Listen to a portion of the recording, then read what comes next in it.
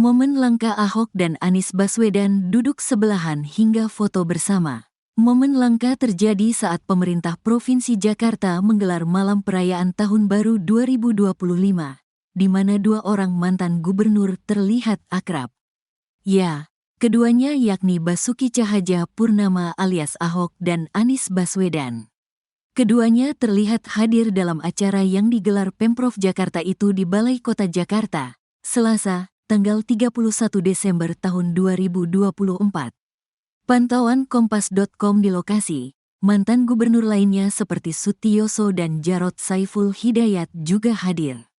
Momen menarik terjadi ketika mereka berfoto bersama pasangan calon gubernur dan wakil gubernur terpilih, Pramono Anung dan Rano Karno, serta penjabat, Gubernur Jakarta, Teguh Setiabudi. Saat sesi foto bersama, Rano Karno memanggil Ahok yang sempat berdiri agak jauh ke belakang.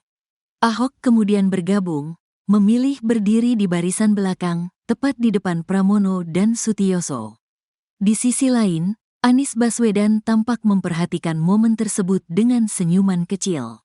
Acara ini merupakan bagian dari rangkaian kegiatan bertajuk Bentang Harapan Jakasa yang digagas Pemprov DKI Jakarta untuk menyambut Tahun Baru.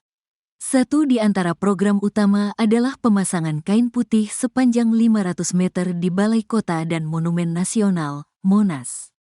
Insya Allah besok sore sampai petang akan ada Bentang Harapan Jakasa. Kita akan menyiapkan 500 meter kain putih, di antaranya 80 meter akan dipasang di Balai Kota, ujar Teguh Setiabudi saat ditemui di Monas, Senin, tanggal 30 Desember tahun 2024. Kain putih tersebut akan diisi pesan-pesan harapan dari masyarakat Jakarta, menjadi simbol optimisme menyongsong Tahun Baru. Kehadiran para mantan gubernur, termasuk Anies dan Ahok, menjadi perhatian awak media, mengingat hubungan keduanya yang kerap dibandingkan selama menjabat di DKI Jakarta. Saat sesi foto, suasana riuh menyelimuti ruangan gedung Balai Kota Jakarta. Momen ini seakan menunjukkan adanya suasana kebersamaan dan rekonsiliasi dalam menyongsong masa depan Jakarta.